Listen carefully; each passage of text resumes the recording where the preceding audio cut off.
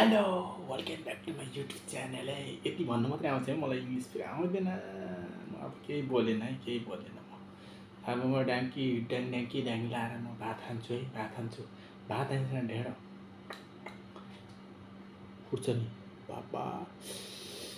कम पिरो छ यो, मा कसम खान सक्दिनँ होला म त। यत्रो सानो सानो खान्छु होला, यो बाङ्गी रहेछ। केही छैन, हाँसी जस्तै हाँसी जस्तै।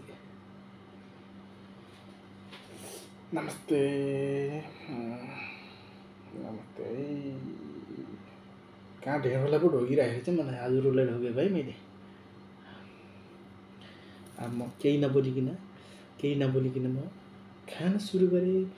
यदि कोही नयाँ हुनुहुन्छ भने मेरो च्यानलमा भिजिट गर्दै हुनुहुन्छ भने लाइक सब्सक्राइब गर्न नभुल्नुहोला र कमेन्ट पनि छोड्नुहोला भन्न चाहन्छु।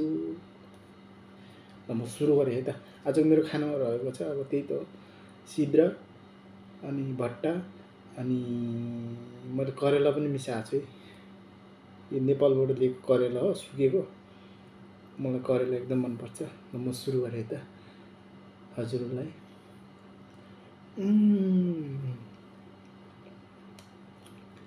वाउ,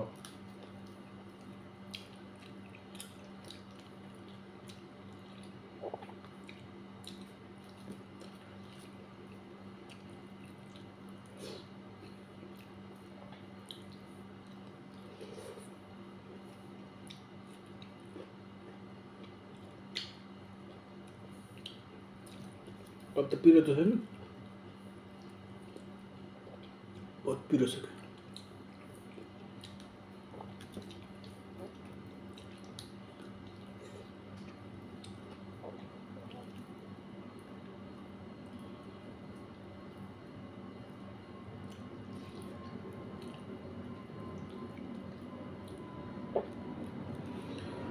आज चाहिँ भिडियो हाम्रो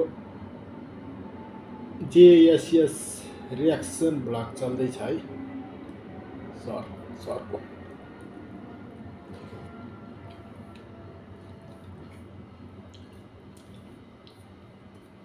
सुजुसिसको सबै दिइसक्यो मैले।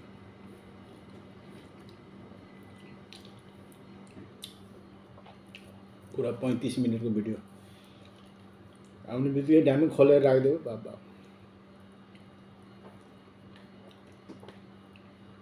त्योभन्दा पहिला भिडियो त हेरेको छैन नि, आज आधी घन्टाको छ कि हो। हेर्न मैले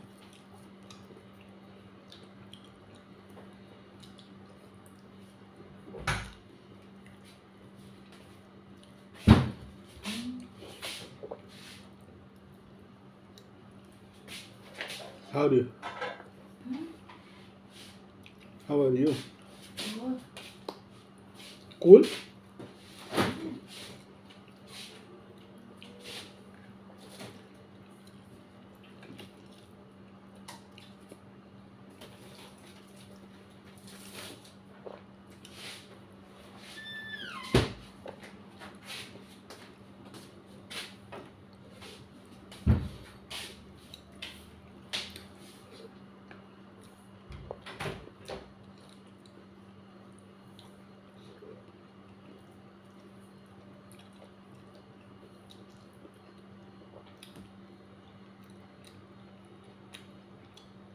कम चाहिँ अहिले छोड्नु।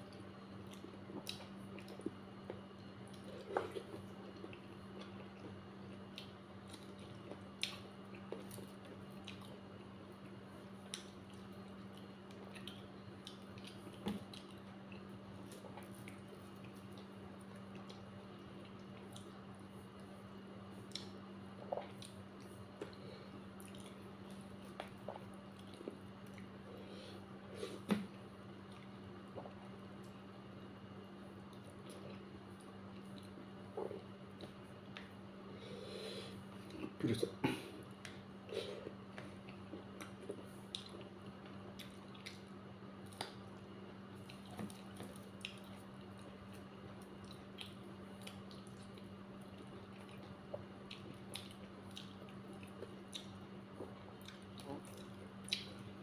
सब्जी त एकैचोटि बनाएर राख्ने 2 दिन 3 दिनलाई त्यही तताउँदै खाँदै हो। कसले बनाउँछ घरिघरि झ्याउ है।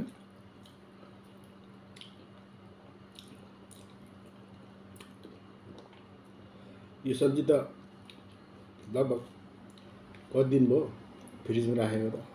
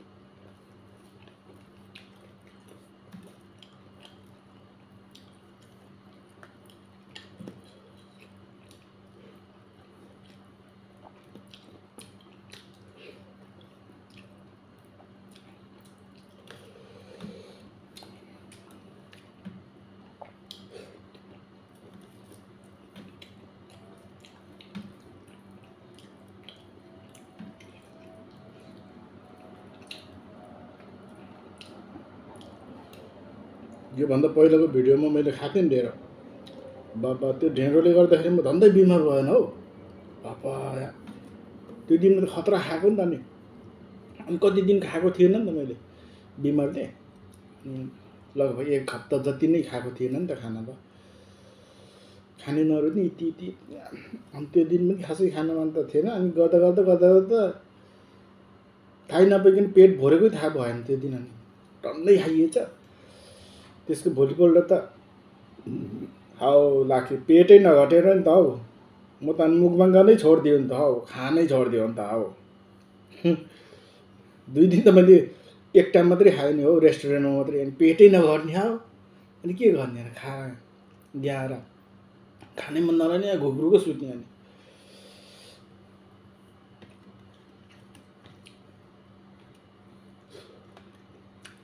यस्तो बनाउँदो रहेछ।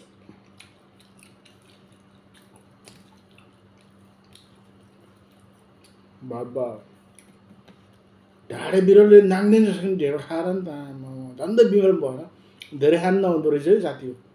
धेरै खायो भने बिरामी हुँदो रहेछ है। मैले चाल पाएँ। भन्थ्यो नि धेरै खाए बल मल, थोरै खाए बल भन्थ्यो नि। यसो सोच्दा हो कि जस्तो पनि लाग्थ्यो। मलाई पहिला यति खान्थेँ है।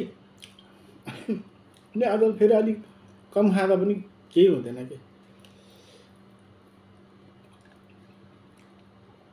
अहिले बिमारीले गर्दा होला। पछि त फेरि खान्छु नि म त। चिन्ता नगर्नु। हेर्दै गर्नुहोस् मेरो यो थालभरिको ढेँडो आउँछ है। फेरि आउन सक्छ। आउँछ होइन, आउन सक्छ।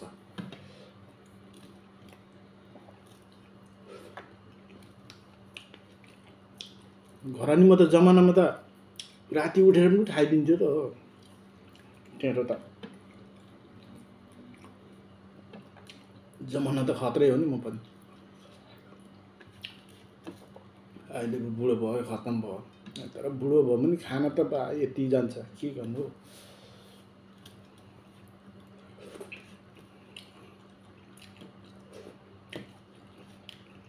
ल खाइसक्यो। यो चाहिँ खान सक्ने मैले। पिरो भयो पिरो भयो भन्दै सुरुदेखि अन्तिमसम्म हेरेर इन्जोय गर्नुभयो होला। यहाँहरूलाई धेरै धेरै धन्यवाद, मरिमरि धन्यवाद, हृदयदेखि नै धेरै माया छ भन्न चाहन्छु है। गर्दै आज मैले पानी पिउनु बिर्सियो, पानी पनि तता छैन, हल्का हल्का तताएर खानु पर्ला भन्ने हामीलाई एकदम लागिरहेको छ होला। आखे मलाई के एउटा कुरो भन्छु है, मलाई टक्मे बुढो के साह्रै मनपर्छ के, तर उहाँको जस्तो गर्न त सक्दिनँ होइन। हाउ लागे भन्न चाहिँ मलाई मजा लाग्छ कि हाउ लागे, हाउ गुटुङटुङ गुटुङटुङ गुटुङटुङ भन्छ नि त, भन्दै